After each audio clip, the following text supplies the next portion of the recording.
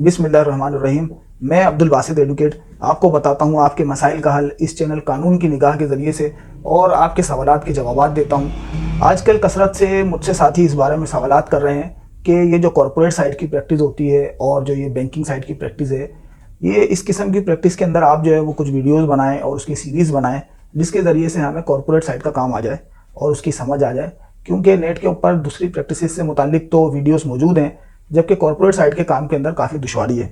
तो ये जो आज की वीडियो है हमारी, ये कॉरपोरेट साइड के काम को सीखने के लिए है। और मेरा समझना ये है कि सिविल कोर्ट के अंदर जो केसेस चल रहे हैं कंज्यूमर कोर्ट से मुतालिक, अगर कंज्यूमर कोर्ट के केसेस को हम समझ लें, वो इस किस्म का टेक्निकल एक्ट है कि अगर हम उसको समझेंगे तो आगे हमारे लिए जो है वो दूसरी जो बैंकिंग साइड की प्रैक्टिस है या टैक्स साइड की प्रैक्टिस है या टैक्स बार के अलावा हमारे पास SECP के काम आ जाते हैं। यानी कि जो तकरीबन ओवरऑल जो कॉरपोरेट साइड का काम है वो समझना हमारे लिए आसान हो जाएगा। अच्छा, जो भी साथी जो है वो, क्योंकि एक वीडियो में सब चीज़ें कवर नहीं हो पाएंगी, तो इसके ऊपर हम दूसरी सीरीज़ भी बनाएंगे। तो आप ये है कि इसको चैनल को सब्सक्राइब कर लीजिएगा। कॉरपोरेट की जो दूसरी सीरीज़ हम बनाएंगे वो भी आपको मिल जाएगी इस तरीके से। अच्छा, कंज्यूमर एक्ट की हम जहाँ तक बात करें तो कंज्यूमर एक्ट जो है वो एक ऐसा एक्ट है कि अगर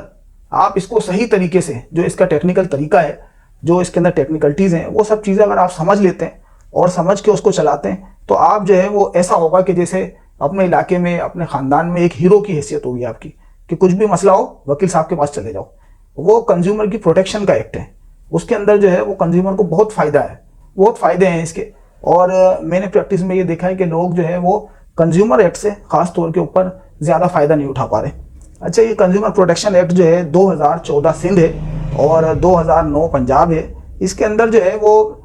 इस किस्म के फ़वाइद बताए गए हैं कि आप अगर उसके ऊपर अमल करते हैं तो आपको जो है वो डैमेजेस भी मिल जाते हैं और आपको जो है वो आपका जो नुकसान हुआ होता है वो भी मिल जाता है, और मार्केट के अंदर भी जो बुराइयां हैं, जो हमारे साथ मसाइल हैं, वो भी ख़त्म हो जाते हैं।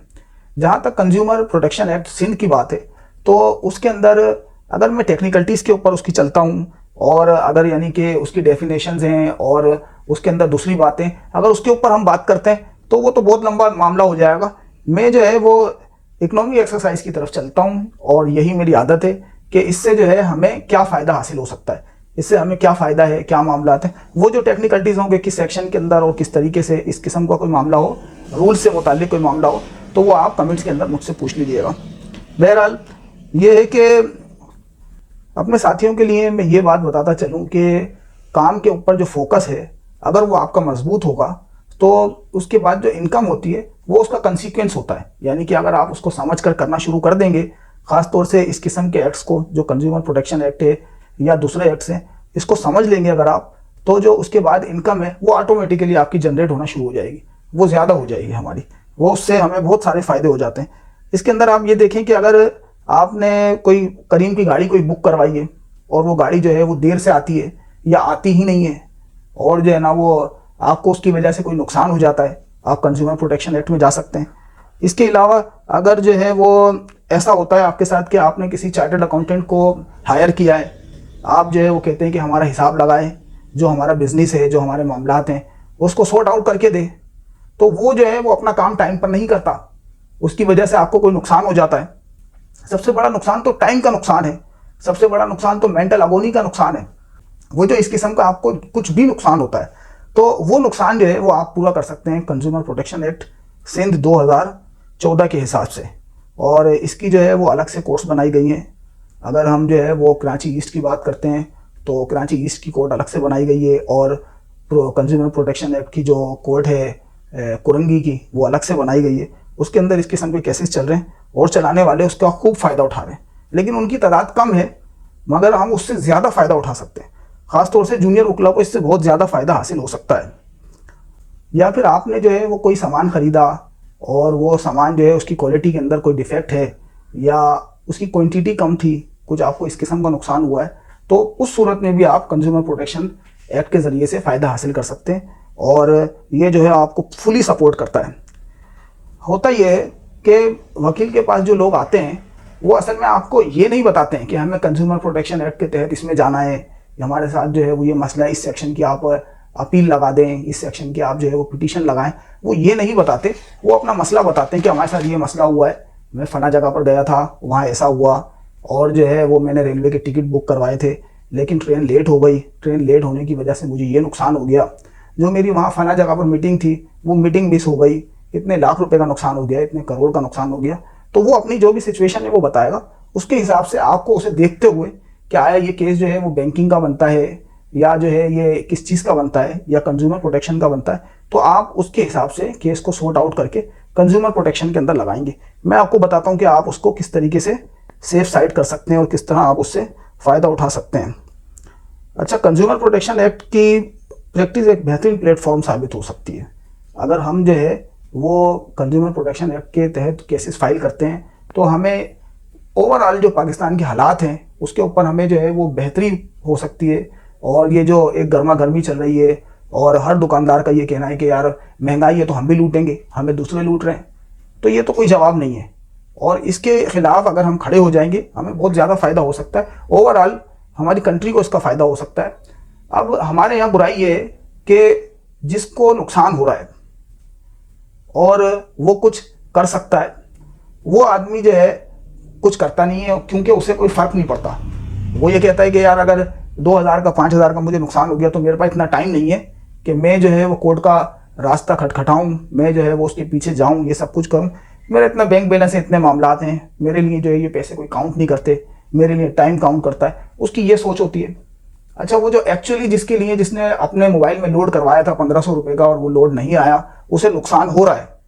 और वो जो है उस नुकसान की वजह से बहुत बड़ा खमियाजा उसको भुगतना पड़ रहा है। उसकी तनख्वाह ही 10,000 रुपये है और 1500 रुपये का उसने लोड डलवाया, नुकसान हो गया उसको। तो वो जो शख्स है वो कुछ कर नहीं सकता, उसके पास इतने पैसे ही नहीं है कि वो कोर्ट में जा सके, ये सब कुछ कर सके। तो ये जो हालात हैं, इन हालात की वजह से हमारे ओवरऑल कंट्री के अंदर जो है वो बिजनेसमैन किस्म की क्लास के लोग और दूसरे लोग जो है वो नुकसान पहुंचा रहे हैं और अपनी मनमानी कर रहे हैं।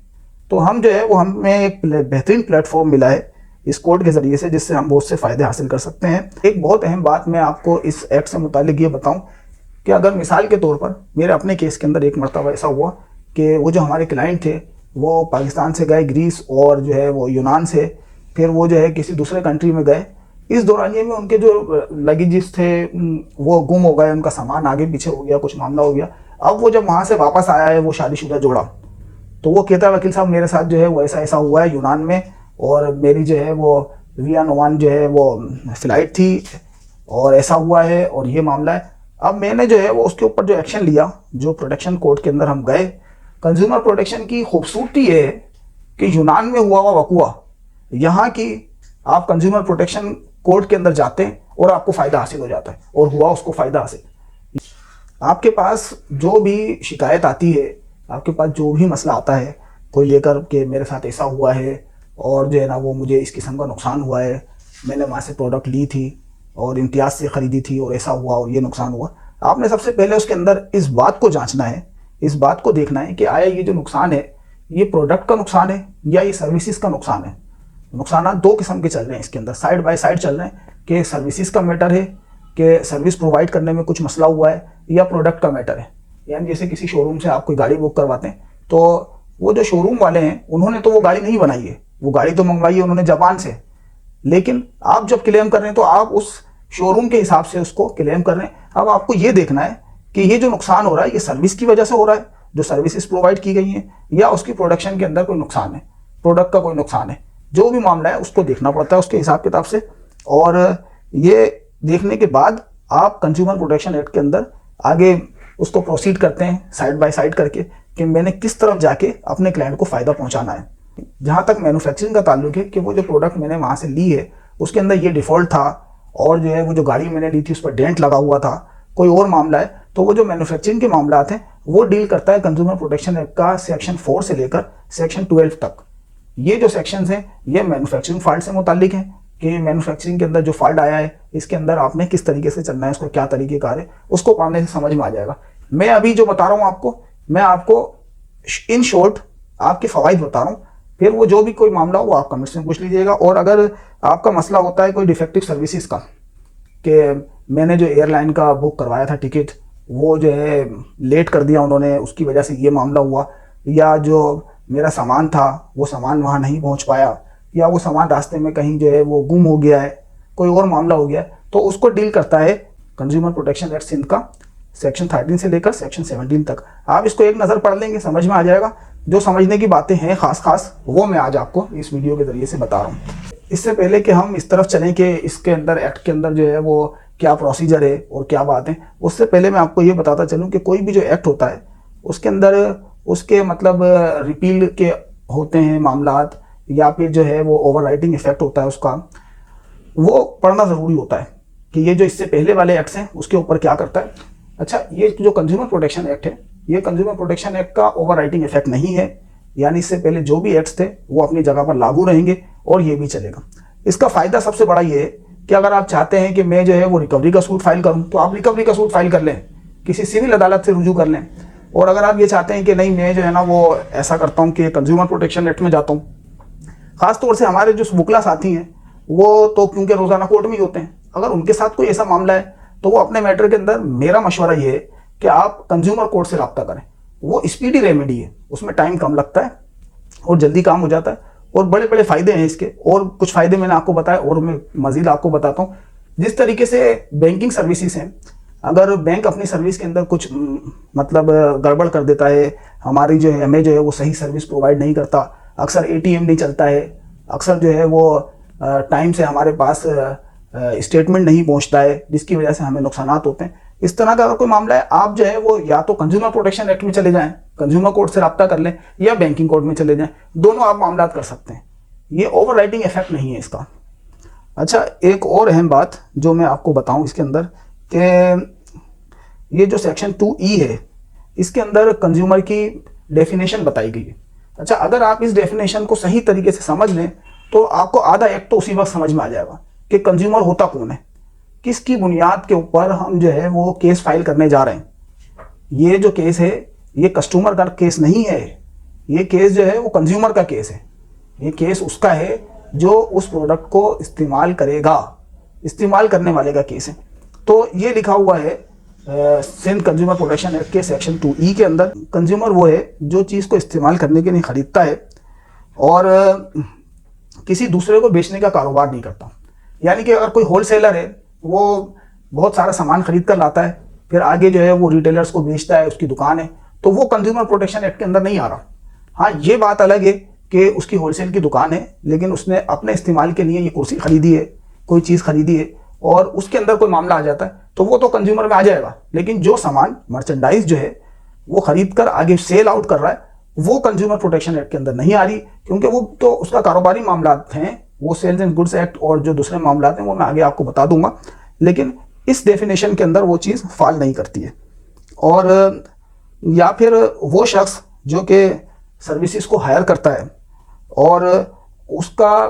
सर्विसेज का फ़ायदा उठाना चाहता है, कोई सर्विसेज हायर करता है, पाकिस्तान से कहीं जाना चाहता है, कोई सर्विस हायर करता है कि भाई मेरी गाड़ी को आके मैं ये गाड़ी खरीद रहा हूँ, कोई सर्विसेज हायर करता है कि मैं ये गाड़ी खरीद रहा हूँ, आप आ जाएं और आप आके इस गाड़ी को चेक कर लें। जैसे सर्विसेज हैं इंटरनेट पर भी मौजूद हैं कि हम जो है वो गाड़ी को चेक करके आपको उसका जो भी फॉल्ट होगा बता देंगे। अच्छा, उसको बुलाया, उसको बुलाकर हमने गाड़ी चेक करवाई, लेकिन उसने वो फॉल्ट नहीं बताया। अब मसला है कि तुमने अपनी सर्विसेज पूरी नहीं की हैं। मैं यूज़ में गाड़ी ले रहा था किसी से, उसने बोला जैसी गाड़ी है आप देख लो और देख कर मुझे पेमेंट कर दो। मैंने आपको बुलाया, आपने चेक की, आपने बोला नहीं ये गाड़ी ओके, इसके अंदर कोई फॉल्ट नहीं है, या इसमें कोई दूसरा फॉल्ट आपने बताया, वो वाला फॉल्ट नहीं बताया, वो गाड़ी एक्सीडेंट गाड़ी थी। तो वो जो सर्विसेज हैं वो जो हमने हायर की हैं उसके अंदर जो भी फॉल्ट आ रहा है उसका जिम्मेदार वो शख्स है, वो कंपनी है। हम उस कंपनी के खिलाफ जो है वो कंज्यूमर प्रोटेक्शन एक्ट के अंदर जा सकते हैं। और या फिर कभी ऐसा होता है कि हमने अपने बच्चों के लिए कुछ टॉयज खरीदे हैं, कोई चीज़ खरीदी है और सही है उन टॉयज से मैं नहीं खेलूँगा, लेकिन उसका जो बेनिफिशरी है वो तो मैं ही हूँ ना, मैंने खरीदे अपने बच्चों के लिए, या मैंने अपनी बेगम के लिए कोई शरारा खरीदा है और उसके अंदर कोई डिफेक्ट आ जाता है, उसकी प्रोडक्ट के अंदर कुछ मसला होता है, तो मैंने ख़रीदा है वो अपनी बेगम के लिए, अपने बच्चों के लिए टॉयज खरीदे, तो वो भी शख्स जो उसका बेनिफिशरी है वो भी जो है वो कंज्यूमर की प्रोटेक्शन एक्ट के अंदर, वो शख्स भी जिसने वो चीज़ें खरीदी हैं अपने बच्चे के लिए, अपनी वाइफ के लिए, वो भी बेनिफिशरी होने की वजह से कंज्यूमर की डेफिनेशन के अंदर फॉल करता है। जब आप कंज्यूमर कोर्ट के अंदर केस लगाते हैं तो जिसकी तरफ से केस लगाया जा रहा है वो उसके अंदर कंप्लेनेंट कहलाता है कि मुझे नुकसान हुआ है, मेरी कंप्लेन को सुना जाए। और जिसके खिलाफ आप केस लगा रहे होते हैं वो जो भी कंपनी है, जो भी स्टोर है, जो भी मैन्युफैक्चरर है, जो कोई भी है वो उसके अंदर रिस्पोंडेंट कहलाता है। और इसके अंदर अहम बात यह है कि आप जब किसी पर क्लेम फाइल करने के लिए जा रहे हैं तो वो जिन टर्म्स एंड कंडीशंस के ऊपर आपने चीज़ को ख़रीदा है, जिन टर्म्स एंड कंडीशंस के ऊपर आपने सर्विसेज उससे हायर की हैं, उन टर्म्स एंड कंडीशंस को प्रॉपर तरीके से पढ़ना ज़रूरी है। उसको आप पढ़ें, उसके हिसाब से आप उसको सेट करें। अच्छा, वो टर्म्स एंड कंडीशंस का इतना भी मसला नहीं है कि ये जो दुकानें होती हैं इस किस्म की कि भाई कपड़े धोने के लिए मैंने उसे दिए, अब उसके ऊपर लिख देता है कपड़ा फट जाए हम जिम्मेदार नहीं है, कपड़ा जल जाए हम जिम्मेदार नहीं है, कपड़ा गुम हो जाए हम जिम्मेदार नहीं है। ये ऐसा नहीं चलता है। इसके जो है वो एक स्टैंडर्ड देखा जाएगा और उसके हिसाब से केस चलेगा। बहरहाल अगर वो उसमें नहीं भी होता कोई मामला तो भी उसका कोई तरीक़ेकार है, और अगर किसी का कोई जेन्युइन केस हो तो मुझसे आप कमेंट्स में पूछ लीजिएगा, मैं आपको बता दूंगा उसका क्या कर सकते हैं आप। लेकिन फर्स्ट ऑफ ऑल ये बात है कि आपने जो है वो कोई सर्विसेज उससे ली हैं, आपने टिकट करवाया यहाँ से इस्लामाबाद का, इस्लामाबाद के अंदर कोई कॉन्फ्रेंस है, कोई मीटिंग है मेरी, तो वो जो उसके अंदर टर्म्स एंड कंडीशंस लिखे हुए हैं टिकट्स पर, असल में वो मेरा और उसका कॉन्ट्रैक्ट है,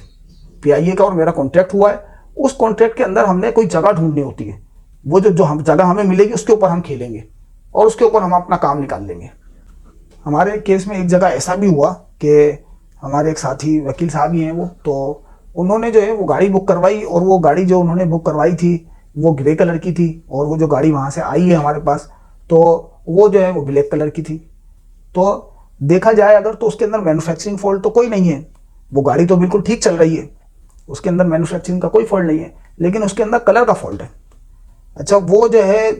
मामला हमने कुछ इस तरीके से सेट करा, आपकी मतलब सहूलियत के लिए बताता हूँ मैं कि इन प्रैक्टिस क्या चलता है। वो जो हमारा और उसके दरमियान में जो मुआहिदा हुआ था, जो टर्म्स एंड कंडीशंस थी, वो हमने कोर्ट के सामने रखी कि देखिए आपने जो है वो मुझसे जो बात की थी वो ग्रे कलर की गाड़ी की थी, ये लिखा हुआ है, ये वारंटी है इसकी, और आपने जो मुझे गाड़ी डिलीवर की है वो ब्लैक कलर की है, तो ये इस वजह से आपके वारंटी के फॉल्ट में आ रहा है।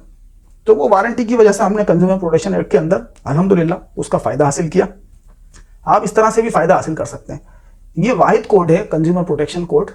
मेरी नॉलेज के मुताबिक कि जिसके अंदर तकरीबन जो है वो आप ये समझ लें कि 70 to 80% केसेस जो है वो कंप्लेनेंट जीत जाता है।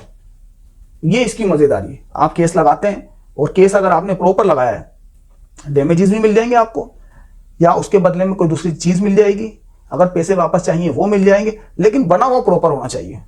और इसका जो है वो ओवरऑल फ़ायदा है आपको। अच्छा, मैन्युफैक्चरिंग और प्रोडक्ट में बहुत गहरा ताल्लुक है, क्योंकि आपने प्रोडक्ट के डिफेक्ट को मैन्युफैक्चरर से लेना होता है। आपने ये देखना होता है कि ये जो प्रोडक्ट है, ये प्रोडक्ट मैंने ख़रीदी तो यहाँ से डीलर से है, लेकिन ये जो बनी है ये फ़ना कंपनी ने बनाई है, उसके प्रोडक्ट के अंदर ये नुकसान है, ये मामलात हैं। जैसे वो मेरे पास एक मल्टीफॉर्म का गद्दे का केस था, तो वो ख़रीदा तो उन्होंने यहाँ कराची जो है वो आयशा मंजिल की एक दुकान थी, वहाँ से ख़रीदा था उन्होंने, लेकिन वो मल्टीफॉर्म कंपनी के ऊपर केस बन रहा है। अच्छा, पार्टी ये भी बन रहे हैं जिनसे हमने लिया है, ये उसके डीलर हैं, लेकिन जो मैन्युफैक्चरिंग फॉल्ट है वो मल्टीफॉर्म का बन रहा है। तो वो जो मैन्युफैक्चरिंग का जो फॉल्ट होता है उसका प्रोडक्ट का और उसका बहुत गहरा आपस में ताल्लुक होता है। आप जो है वो जब मैन्युफैक्चरिंग फॉल्ट की तरफ जाएंगे, या आप प्रोडक्ट की तरफ जब केस को अपने बनाते हैं, यानी सर्विसेज का नहीं बना रहे आप प्रोडक्ट का बना रहे हैं, तो आपको उसके अंदर देखना पड़ता है कि इसके अंदर असेंबलिंग का फॉल्ट है। जैसे मिसाल के तौर पर गाड़ी है तो उसमें असेंबलिंग का फॉल्ट है, या फिर वो जो चीज़ आपने उससे ली है, आपने नए मॉडल की ली है और उसने जो है वो रीफर्निशिंग दे दी है आपको, पुरानी ही चीज़ को नया करके कोई पेवन वेवन लगा के सेट करके आपको दे दिया कि भाई ये नई बन गई। या अक्सर इस तरह का भी होता है कि हम कुछ चीज़ें लोगों से ख़रीदते हैं, लेकिन वो हमें जो है वो रसीद नहीं दे रहे होते, हम उनसे पूछें भी, ख़ासतौर से जो ये काला कोड है ये देखकर जो है वो लोग बोलते हैं कि यार हम जो है ना वो आपको रसीद नहीं देंगे। ये जो है वो कंज्यूमर प्रोटेक्शन एक्ट की वायलेशन है, और इसके ऊपर भी आप जो है वो केस लगा सकते हैं कि आपने रसीद क्यों नहीं दी, उसके ऊपर प्रॉपर जो है वो सब चीज़ें लिखी हुई होनी चाहिए। अक्सर आप ये देखें कि हम रेस्टोरेंट्स वगैरह के अंदर, होटलों के अंदर खाना खाने जाते हैं, तो वहाँ क्या होता है कि वहाँ उनकी प्राइस लिस्ट नहीं होती है, हमारे पास ये मौजूद है, ये मौजूद है, ये मौजूद है, उसकी प्राइस बताएं आप, उसकी प्राइस जो मौजूद नहीं होती है उसके ऊपर भी आप जो है वो कंज्यूमर प्रोटेक्शन के अंदर केस लगा सकते हैं। और अगर किसी ने आपको रसीद नहीं दी है, आपके पास रसीद नहीं है, लेकिन आप जो है वो उसके एक्ट से इंजर्ड हुए हैं, आपका नुकसान हुआ है, तो फिर भी आप केस लगा सकते हैं। आप उसको अंदर जो है वो उसकी वायलेशन भी लिखेंगे कि ये इसने वायलेशन की है, मुझे रसीद नहीं दी, और दूसरे नंबर के ऊपर आप जो है वो उसके अंदर ये लिखेंगे कि इसने मुझे ये नुकसान पहुंचाया है। अच्छा, वो अगर कोर्ट के अंदर आ जाता है और वो बोलता है कि मैंने तो ये चीज़ इनको दी ही नहीं है, असल में तो उसका मेलाफाइड है ना, जो वो आपको रसीद नहीं दे रहा है। तो अगर वो ऐसा करता है तो ऐसा नहीं है कि उसका ऐसा बोलने से आपका जो केस है वो मतलब बिल्कुल से ही गया, नहीं। आप जो है वो उसके अंदर 2 विटनेसेस पेश करेंगे कि ये 2 विटनेसेस हैं कि ये चीज़ मैंने इस शख्स से खरीदी थी, इस कंपनी से खरीदी थी, इस इंटाइटलमेंट से खरीदी थी, जो भी बात हो वो आप उस एंटिटी का बता देते। एक और अहम बात जो मैं आपको बताता चलूँ कि जैसे हमारे पास उनके इनिशियल स्टेज के ऊपर जो साथी प्रैक्टिस करते हैं, जो दोस्त प्रैक्टिस कर रहे हैं, तो उनको जो है वो इररिपेयरेबल लॉस का जो वर्ड होता है वो बहुत ज़्यादा याद होता है, और स्टे वगैरह के केसेस जो हैं उससे वकीलों का घर का चूल्हा जलता है, तो वो हर जगह जो है वो इररिपेयरेबल लॉस लिख देते हैं। ये जो केस है कंज्यूमर कोर्ट का, इसके अंदर आपने इररिपेयरेबल लॉस की तरफ नहीं जाना है। इसमें आप जो है वो जो आपका लॉस हुआ है वो स्पेसिफिकली मेंशन करना होता है कि इतना जो है वो मेंटल अगोनी का, इतना जो है वो डैमेजेस का, और इतना जो है वो कोर्ट की फीस का, इतने पैसे जो हैं वो वकील की फीस के, जो भी आपका नुकसान है जो आपको उससे हासिल करना है वो आपने स्पेसिफिकली लिखकर मेंशन करके कोर्ट के अंदर केस फाइल करना होता है। ये बात याद रखने की है। इसके अलावा अगर आप जो है वो केस लगा रहे हैं डिफेक्टिव पार्ट का, कोई चीज़ हमने ली है, मैंने जो है वो अपनी फैक्ट्री के अंदर कोई मशीनरी लगाई है, उसके पार्ट के अंदर कोई ख़राबी है, तो वो हमें लिखना पड़ेगी उस वक्त की ख़राबी जिस वक्त मैंने वो चीज़ खरीदी थी, वरना आप फिर वारंटी की तरफ चले जाएंगे। डिफेक्टिव पार्ट के अंदर आप ये लिखें कि भाई ये चीज़ मैंने इससे ली, या तो इसको मैंने चेक कराने का कहा तो इसने चेक नहीं कराई, और अगर इसने चेक कराई तो इसके अंदर ये फॉल्ट था, मैंने इसको बताया कि इसके अंदर ये फॉल्ट है, इसने फिर भी मुझे दी, इसने कहा कि ये अभी शुरू में आप चलाओगे तो फिर इसकी आवाज़ कम हो जाएगी, ये मामला ऐसे हो जाएगा। जो भी बात है वो उस वक्त की लिखनी है हमने, जिस वक्त का वो कोज ऑफ एक्शन बन रहा है। अच्छा, कोज ऑफ एक्शन की बात निकली तो मैं आपको ये बताता चलूँ कि इसके अंदर जो कोज ऑफ एक्शन है उसके लिए मेरा आपको मशवरा ये है कि आप इसको ज़्यादा से ज़्यादा 30 दिन का बनाएं कोज ऑफ एक्शन, और आप जो है वो इसके अंदर जब किसी के साथ कोई मामला हुआ है उसका जो है वो लीगल नोटिस बना के प्रायोरिटी की बेसिस पर जल्द अज जल्द भेजें उसको, यानी 10-12 दिन के अंदर तो उसको सेंड कर दें आप। और आप जो सेंड करेंगे उसको तो कोशिश ये करें कि पाकिस्तान पोर्ट से रजिस्टर्ड एडी करें, उसकी रसीदें साथ में लगाएं कि ये वहाँ पर मैंने सेंड किया है। और इसके अंदर जो जर्नली प्रैक्टिस बनाई हुई है लोगों ने कि भाई 7 दिन के अंदर रिप्लाई करें, 7 दिन का नहीं लिखना होता इसमें आप लिखें 15 दिन का, 15 दिन का उसमें टाइम लिखेंगे कि 15 दिन के अंदर अंदर आप जो है वो इस नोटिस का रिप्लाई करें। अच्छा, अगर वो वहाँ पर रिसीव हो गया है उसकी रसीद साथ में लगाएं, उसकी जो है वो कंफर्मेशन साथ में लगाएं कि मैंने इसको लीगल नोटिस भेजा था, वो उसको रिसीव हो गया। फिर 15 दिन के वो जो टाइम निकल जाए उसके बाद आप 1 महीने का पूरा वेट ना करें, और 20 दिन में, 22 दिन में, 25 दिन में आप जो है वो कंज्यूमर कोर्ट के अंदर अपना केस फाइल कर दें। उन वकीला दोस्तों के लिए कि जो ये कह रहे थे कि हम जो है वो प्रैक्टिस करना चाहते हैं कॉर्पोरेट साइड की, तो मैं उनको ये बता दूं कि अगर आपने 2-3 केस भी जो है वो कंज्यूमर कोर्ट के अंदर चला लिए तो आपको आगे जो कॉर्पोरेट साइड की प्रैक्टिस है बहुत आसान हो जाएगी, बहुत फ़ायदा हो जाएगा आपको। दूसरी चीज़ों पर भी हम जो है वो इस सीरीज़ के अंदर बनाएंगे वीडियोस, लेकिन ये वीडियो जो है उसके लिए बहुत अहम है। लीगल नोटिस के बारे में मैं आपको बताना चाहूँ कि आपने लीगल नोटिस के अंदर क्या लिखना होता है, तो मैं वर्डिंग नहीं बता रहा आपको, मैं आपको बता रहा हूँ फैक्ट्स कि आपने उसके अंदर इस तरह से चलना है। तो आपको जो है वो उसके अंदर लिखना होता है सबसे पहले तो कि किस तरह का प्रोडक्ट था, और जो है वो किसके कहने पर आपने लिया। मकसद प्रोडक्ट तो था वो मल्टीफॉर्म का था और लिया मैंने यहाँ से है, आयशा मंदिर से, तो इसका लिखना है पता कि इन दोनों को मैं पार्टी इस वजह से बना रहा हूँ, कहाँ से लिया है आपने, किसके कहने पर लिया है। और ये भी लिखें आप उसके अंदर कि आपने खुद लिया है या आपने जो है वो अपने शॉप रिप्रेजेंटेटिव को भेजा था। मसलन आप अपने ऑफिस में बैठे थे, आपने अपने कुलीग को कहा कि यार वो वहाँ से जाकर ये चीज़ लेकर आ जाओ, ये लैपटॉप लेकर आ जाओ, हमारे ऑफिस के अंदर एक लैपटॉप की ज़रूरत है, इस तरह से आप बोलते हैं, तो वो जो आपका शॉप रिप्रेजेंटेटिव है उसका आप उसके अंदर नाम लिख दें। आप जो है वो एक मतलब एजेंसी हैं, फ्रेंचाइज हैं, रिटेलर हैं, क्या काम करते हैं आप, वो चीज़ लिखेंगे आप। और आपने जब लिया तो क्या आपको रसीद मिली या नहीं मिली ये लिखेंगे आप। अगर नहीं मिली तो जब भी कुछ मसला नहीं है आप उस हिसाब से लिख लें, और अगर नहीं मिली तो आप जो है उसके 2 गवाह लिख लें कि वहाँ से जो है वो मैंने ये चीज़ ली थी, इसके ये 2 बंदे गवाह हैं। और अगर मिली है तो वो उस रसीद को उसके साथ अटैच कर दें। आप इस बात का फैसला करें कि आपको जो है वो प्रोडक्ट के साइड पर जाना है या सर्विसेज के साइड पर जाना है, यानी प्रोडक्ट के अंदर कोई मैन्युफैक्चरिंग फॉल्ट है, क्या बात है, उस तरफ जाना है, या जो सर्विसेज प्रोवाइड की गई हैं, वो जो मैंने उससे कोई चीज़ मंगवाई है बुक करवा के लाहौर से, वो जो वहाँ से उन्होंने मुझे भेजनी थी 10 दिन के अंदर, वो 10 दिन की जगह 10 महीने लग गए हैं, वो आपको उसकी सर्विसेज के ऊपर जाना है। वो जो वहाँ से प्रोडक्ट आई है उसके अंदर कोई फॉल्ट है, क्या खराबी है, क्या चीज़ है, उसके ऊपर आपको जाना है। इस चीज़ का आपने पहले फैसला करना है और उसी हिसाब से लेकर चलना है अपने केस को। फिर आप इसके अंदर लीगल नोटिस के अंदर ये लिखिए, पूरा केस बन जाएगा आपका। जो लीगल नोटिस होगा आपका वही आगे चल के आपका केस बन जाएगा। और मजीद आप इसके अंदर ये लिखें कि वो जो आप प्रोडक्ट है, वो प्रोडक्ट जो है वो उसकी वारंटी का कोई मसला है, मैन्युफैक्चरिंग फॉल्ट है, क्या है। इस तरह से आपका केस इसी लीगल नोटिस के ऊपर बनता चला जाएगा। और अगर सर्विस में जाना चाहते हैं तो सर्विस का लिखें कि इस वजूहात से सर्विस के अंदर डिफ़ॉल्ट हुआ था और ये नुकसान हुआ है मेरा, ये लिखें आप। अच्छा, बहुत अहम चीज़ कि आप उसके अंदर लीगल नोटिस के अंदर ही क्लेम लिखेंगे अपना, कि आप चाहते क्या हैं, आपका मकसद क्या है इसके पीछे, आपका क्लेम क्या है। आप जो है वो डैमेजेस चाहते हैं, आप जो है वो उनसे कंपनसेशन चाहते हैं, आप जो है वो उनसे अपना कोर्ट की फ़ीस चाहते हैं, आप जो है वो वकील का ख़र्चा चाहते हैं। जो जो चीज़ें हैं वो सारी चीज़ें आप उसके अंदर लिखेंगे, अपने डैमेजेस, अपना क्लेम पूरा का पूरा लिखेंगे। आप ये चाहते हैं कि इस प्रोडक्ट को जो है वो वापस ले लें और इसके पैसे मुझे दें और इतना इतना डैमेजेस है वो दें, या फिर आप ये चाहते हैं कि इस प्रोडक्ट को सही करके दें, इसके अंदर जो फॉल्ट है वो ख़त्म कर दें। जो आप चाहते हैं वो आप उस लीगल नोटिस के अंदर लिखेंगे। और आप उस लीगल नोटिस के अंदर जो है वो जैसे जर्नली लिखा जाता है, आप उसके अंदर ये भी लिखें कि अगर जो मेरा क्लेम है वो आप पूरा कर देते हैं तो मैं फिर कोर्ट का रास्ता अख्तियार नहीं करूँगा, मैं जो है वो कोर्ट में केस फाइल नहीं करूँगा, अगर आप मेरा जो क्लेम है वो पूरा कर देते हैं। अच्छा, कोशिश ये करें कि आप डैमेजेस जो है वो मतलब एक हिसाब से मांगें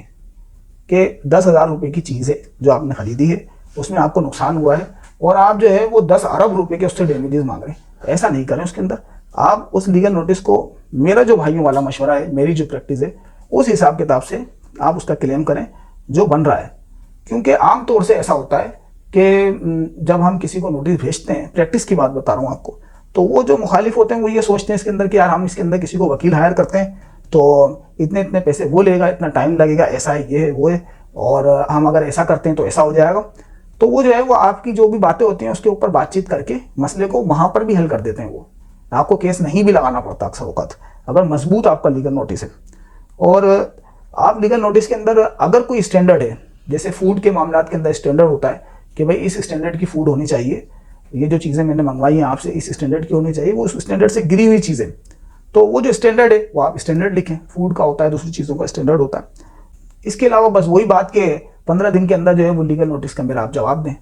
अदरवाइज जो है वो कॉन्सिक्वेंसेस आपको देखना पड़ेंगे। ये आप लीगल नोटिस के अंदर लिख के फाइल करेंगे। जहाँ तक इसके चलाने के प्रोसीजर की बात है, वो जो है उसके सिंध गवर्नमेंट ने अलग से रूल्स भी बनाए हैं और उन रूल्स को अगर हम पढ़ लें उसके अंदर अहम रूल्स हैं, ये 5 है, 6 है, 7 है। ये जो रूल्स हैं ये आप अहम अगर इसके रूल्स पढ़ेंगे तकरीबन आपको इसके प्रोसेस का मालूमात हो जाएगी। बहुत शॉर्ट टर्म में मैं आपको बता रहा हूँ ये बात। प्रैक्टिस में ये देखा गया है कि जो केसेस हैं कंज्यूमर प्रोटेक्शन के, इसके अंदर जो डिफेंडेंट होता है, जिस कंपनी के ऊपर आप, मैन्युफैक्चरर के ऊपर आप केस फाइल कर रहे होते हैं, वो इसके अंदर डिले प्रैक्टिस करता है। कभी कोई दरखास्त लगा दी, आ नहीं रहे, जवाब जमा नहीं करवा रहे। तो ये जो एक्ट है ये क्लियर कट है। अगर कोई ऐसा मामला हो जाता है, आप जो है वो कोर्ट के अंदर एप्लीकेशन लगाएंगे सिंपल लिख कर कि ये जो है वो इसी तरीके से डिले कर रहा है, और आप जो है वो एविडेंस को देख लें। मेरे जो क्लाइंट हैं, कंप्लेनेंट जो हैं, आप उसका स्टेटमेंट ले लें और उस स्टेटमेंट की बुनियाद पर, एविडेंस की बुनियाद पर आप फैसला कर लें। क्रॉस करना है क्रॉस कर लें। तो ये बहुत इसका बेहतर तरीक़ेकार है, इससे भी आपको बहुत ज़्यादा फ़ायदा हो जाता है। इस तरह से क्यों हो जाता है? क्योंकि कंज्यूमर प्रोटेक्शन जो कोर्ट है उसकी ये पावर है, उसको ये पावर दी गई है कि वो जो है जब अगर एविडेंस को देखे कि सफिशिएंट एविडेंस है और इसकी बुनियाद पर फैसला किया जा सकता है, तो वो रिस्पोंडेंट के बगैर भी फैसला कर सकती है। इस वजह से आप इस तरह से इसको समरी ट्रायल करके फैसला करा सकते हैं। जहाँ तक इसकी अपील की बात है, तो इसकी अपील जो है वो हाई कोर्ट के अंदर मेंटेनेबल है, डिस्ट्रिक्ट कोर्ट्स के अंदर नहीं है। और स्पेशल कोर्ट है तो जाहिर सी बात है वो डिस्ट्रिक्ट जज की पावर्स रखती हैं। स्पेशल कोर्ट है, इसकी जो है वो अपील हाई कोर्ट के अंदर फाइल होगी। 30 दिन की इसकी लिमिटेशन होती है, 30 दिन के अंदर आपने इसकी अपील फाइल करनी होती है। सेक्शन 32 कंज्यूमर प्रोटेक्शन एक्ट सिंध जो है वो ये बताता है कि कोर्ट क्या क्या कर सकती है, आप कोर्ट से क्या क्या हासिल कर सकते हैं। इसके मुताबिक जो है वो आप अपने केस को डिज़ाइन करेंगे और उससे प्रेयर करेंगे। कोर्ट ये कर सकती है कि प्रोडक्ट को रिप्लेस करवा के दे, उसको बोले कि इस प्रोडक्ट को वापस ले लें और इस प्रोडक्ट की जगह न्यू रेफ्रिजरेटर इसको दें, न्यू एसी जो है वो इसके हवाले करें। ये कर सकती है कोर्ट। और कोर्ट ये कर सकती है कि ये जो आपने इसको डिफेक्टिव प्रोडक्ट दी थी ये इससे वापस ले लें और इसके जो पैसे हैं वो वापस कर दें। ये भी कर सकती है कोर्ट। और ये है कि कोर्ट ऐसा ऑर्डर कर सकती है कि वो इस तरह के मामला किसी दूसरों के साथ ना करे, उसको रोक सकती है कि आप जो ये प्रोडक्ट मार्केट में बेच रहे हैं उससे लोगों को नुकसान हो रहा है। आपने जो वॉशिंग मशीन बेची है उस वॉशिंग मशीन से कंप्लेनेंट की बीवी को करंट लग गया, वो जो है अपाहिज हो गई, ऐसा हो गया, आप इस वॉशिंग मशीन को बेचने पर आपकी पाबंदी है, ऐसा फैसला हो सकता है। और आप जो है वो कोर्ट से रीजनेबल कंपनसेशन मांग सकते हैं कि ये जो मेरा नुकसान हुआ है, जो भी मामलात हैं, ये इसके ऊपर आप मुझे रीजनेबल कंपनसेशन दें, क्योंकि ये आपकी नेग्लिजेंस की वजह से हुआ है। अच्छा, नेग्लिजेंस की जो बात आई तो मैं आपको समझाता चलूँ कि इसके अंदर नेग्लिजेंस का लिखना बहुत ज़रूरी है। जब आप कंपनसेशन मांगेंगे तो आपने उसके अंदर ये ज़रूर बताना है कि ये नेग्लिजेंस पर हुआ है, रीजनेबल नहीं है इसी सब कुछ। आपने जो है वो ऐसी वॉशिंग मशीन दे दी किसी क्लाइंट को कि वो जो है करंट लगता था उससे, वो जब जाके उसने लगाया है उसकी बीवी अपाहिज हो गई, मामलात हो गए, तो वो जो है वो नेग्लिजेंस है, उसकी नेग्लिजेंस है, क्योंकि उसको पहले चेक करना चाहिए, प्रोडक्ट की जो है वो क्वालिटी कंट्रोल होना चाहिए। ये सारी बातें आपने उसमें नेग्लिजेंस की लिखनी होती हैं। अच्छा, आगे चलते हैं हम कि जो आपका एक्चुअल में नुकसान हुआ है, यानी कि अगर इसी मिसाल को आगे लेकर चलें कि किसी को करंट लगा है उस वॉशिंग मशीन से, तो वो जो हमने उसका इलाज करवाया है उसमें जो कुछ भी खर्चा हुआ है, जो एक्चुअल में नुकसान हुआ है, और जो है किसी से जो है वो हमने पेंट खरीदा और घर में कलर किया, उसकी क्वालिटी ख़राब थी, उसकी क्वालिटी ख़राब होने की वजह से मज़दूर को जो मैंने मज़दूरी दी उस मज़दूरी का भी नुकसान हो गया, घर का कलर भी ख़राब हो गया, तो वो जो हुआ है एक्चुअल में नुकसान, वो भी वापस दिलाया जा सकता है। और इससे आगे की जो बड़ी बात है वो ये है कि एक्चुअल कॉस्ट के साथ साथ हम जो है वो उससे ये भी मांगते हैं कि जो कोर्ट का खर्चा है, आपकी वजह से मुझे कोर्ट जाना पड़ा, मैंने केस लगाया, उसके अंदर जो भी प्रोसीजर का खर्चा हुआ, आने जाने में मेरा खर्चा हुआ, वो खर्चा तो आप, इसके अलावा जो है वो जो वकील की फीस है वो देंगे आप, ये भी आप उससे मांग सकते हैं। और कोर्ट से हम ये भी ऑर्डर करा सकते हैं कि जो डिफेक्टिव सामान है मार्केट के अंदर, वो सारा सामान उससे रुकवा दिया जाए, उसको बोला जाए भाई सामान पूरा मार्केट से जो है आप वापस लाओ, आपकी फूड के अंदर पॉइजन है, लोग मर जाएंगे इससे, लोगों को जो है वो फूड पॉइजन हो रहा है इसकी वजह से। हम ऐसा भी कर सकते हैं। और ये भी ऑर्डर कराया जा सकता है कोर्ट से कि इतने इतने अरसे के अंदर अपने मामलात को ठीक करें और इसकी कंप्लाइंस करें, वो टाइम पीरियड उसके अंदर मेंशन कराया जा सकता है। इसके अलावा जो है वो उसको रोका जा सकता है कोर्ट के जरिए से कि आप जो है वो अपने प्रोडक्ट्स की अभी मैन्युफैक्चरिंग नहीं करेंगे, आप जो है वो अभी उसको प्रोडक्ट्स को सेल आउट नहीं करेंगे। क्यों? क्योंकि कोर्ट का ऑर्डर नहीं है, कोर्ट की जब तक परमिशन नहीं मिले आप नहीं कर सकते। इस तरह से भी करा जा सकता है। वो जो बात थी रसीद ना मिलने वाली, अगर वो इस किस्म की कोई वायलेशन कर रहे हैं, इस एक्ट की वायलेशन कर रहे हैं, रसीद नहीं दे रहे, दूसरे कुछ इस किस्म के मामलात हैं, तो उसके अंदर जो है वो इस एक्ट के मुताबिक 2 साल तक की सज़ा हो सकती है। इसके अंदर जो है वो इम्प्राइजनमेंट हो जाएगी, इसके अंदर ये भी आपको रिलीफ मिल सकता है। बहुत ग्राउंड है खेलने की इसके अंदर, और आप जब उसको चलाएंगे तो उसके हिसाब किताब से हो जाएगा। इसके अलावा किसी से मैंने गाड़ी ली, वो जो मोटरसाइकिल थी, उस मोटरसाइकिल के अंदर जो है वो फॉल्ट था और उसकी वजह से एक्सीडेंट हो गया, क्लाइंट की जो है वो हमारे टांग टूट गई, तो वो जो क्रिमिनल एक्ट हुआ है, जो कुछ भी हुआ है, आप उसके खिलाफ कोई क्रिमिनल भी प्रेयर कर सकते हैं कि ये मेरे साथ जो है वो नुकसान का मामला हुआ है। क्योंकि आजकल जो है वो हर वक्त हाथ में मोबाइल रहता है, तो वो मोबाइल के ही ज़्यादा सवालात होते हैं कि मोबाइल के अंदर ये बात है और ऐसा है। तो मोबाइल की जहाँ तक वारंटी की बात है, तो मोबाइल जो है वो मैन्युफैक्चरर कोई और है और उसकी वारंटी जो है वो कोई दूसरा दे रहा होता है। लेकिन पाकिस्तान के अंदर वारंटी होती है उसकी, तो वो जो वारंटी दे रहा होता है वो उसका जिम्मेदार होता है कि मैंने आपसे मोबाइल खरीदा, वारंटी आपने दी, चाहे ये जापान में बनकर आया है। मैं जापान का केस नहीं बोल रहा हूँ, मैं आपका कह रहा हूँ कि आपने मुझे वारंटी दी थी और इसके अंदर ये नुकसान हुआ है। आप किसी भी केस को चलाएं तो उसके अंदर अहम चीज़ ये देखनी होती है कि इसका ओनर्स ऑफ प्रूफ किसके ऊपर जा रहा है। सिविल साइड की प्रैक्टिस के अंदर तो जो ओनर्स ऑफ प्रूफ होता है वो डाइवर्ट होता रहता है कि आपके पास से दूसरे के ऊपर, दूसरे से आपके ऊपर, ओनर्स ऑफ प्रूफ इस तरीके से डाइवर्ट हो रहा होता है। और क्रिमिनल साइड के अंदर ओनर्स ऑफ प्रूफ जो होता है वो आमतौर से प्रोसिक्यूशन के ऊपर होता है कि वो इस बात को साबित करे कि डकैती हुई है या नहीं हुई है, और जो है वो इसने की है या नहीं की है। इसके अंदर जो है वो आपने देखना है इस सारे मामले को कि ये जो फॉल्ट है ये फॉल्ट मैन्युफैक्चरिंग का है, और इस मैन्युफैक्चरिंग के फॉल्ट की वजह से मुझे ये नुकसान हुआ है, मेरी गाड़ी का एक्सीडेंट हुआ है, ऐसा हुआ है, मेरी बीवी को करंट लग गया, ये जो भी मामला आते हैं वो जब आप वहाँ पर क्लेम करते हैं तो इसका ओनर्स ऑफ प्रूफ आपके ऊपर होता है, वो आपने साबित करना होता है। कभी कभी ऐसा भी होता है कि कंपनीज जो है वो किसी सस्ते वकील को देखकर उससे जो है वो हमारे लीगल नोटिस का जब रिप्लाई भेजती हैं तो वो उसके अंदर कोई ऐसी बात लिख देती हैं कि हाँ ये मैंने चीज़ इनको बेची है, मैंने इनसे पैसे भी लिए हैं, लेकिन मेरी चीज़ ख़राब नहीं है। वो जो चीज़ ख़राब नहीं है उसको अगर छोड़ दें तो बाकी तो क्लेम हमारा जो है वो साबित हो गया, इस तरह से भी मैटर जो है वो साबित हो जाता है। इसका ऑनर्स ऑफ प्रूफ हमारा निकल गया। अब वो जो नुकसान है, वो जो चीज़ के अंदर कोई डिफॉल्ट है, वो हमने साबित करना होता है, वो हम आसानी से साबित कर देते हैं। मैं आपको बताता चलूँ कि सर्विस का जो क्लेम है वो प्रोडक्ट के क्लेम के मुकाबले में ज़्यादा आसान है। सर्विस को साबित करना ज़्यादा आसान होता है, प्रोडक्ट का जो क्लेम होता है उसको साबित करना थोड़ा सा उसके मुकाबले में मुश्किल है। कोज ऑफ एक्शन की जहाँ तक बात है, तो जिस जगह पर मामला हुआ होगा, जिस जगह पर वक़ूआ होता है, जिस जगह पर नुकसान होता है, तो उसी जगह का कोज ऑफ एक्शन बनता है। अगर पाकिस्तान का है तो पाकिस्तान, और पाकिस्तान में अगर मुल्तान का है तो मुल्तान, और जैसा मैं कराची में रहता हूँ, कराची का है तो कराची,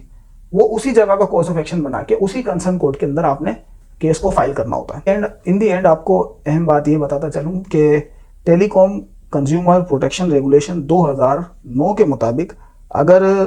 कोई फॉल्ट होता है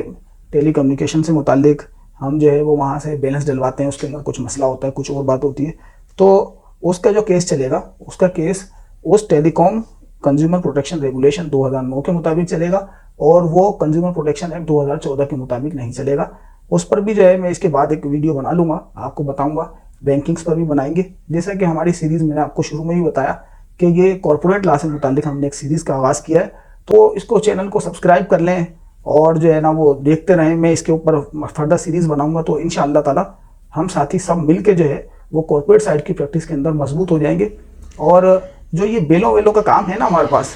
बेलें कराना या ये इस तरह का काम, ये जो है वो अभी बहुत पीछे रह गया। अभी जो है वो कॉर्पोरेट साइड की प्रैक्टिस के अंदर रोजी रोटी का मामला बहुत ज़्यादा है, बहुत ज़्यादा फ़र्क है, और इंशाअल्लाह ताला आपको इससे बहुत फ़ायदा होगा। Thank you so much.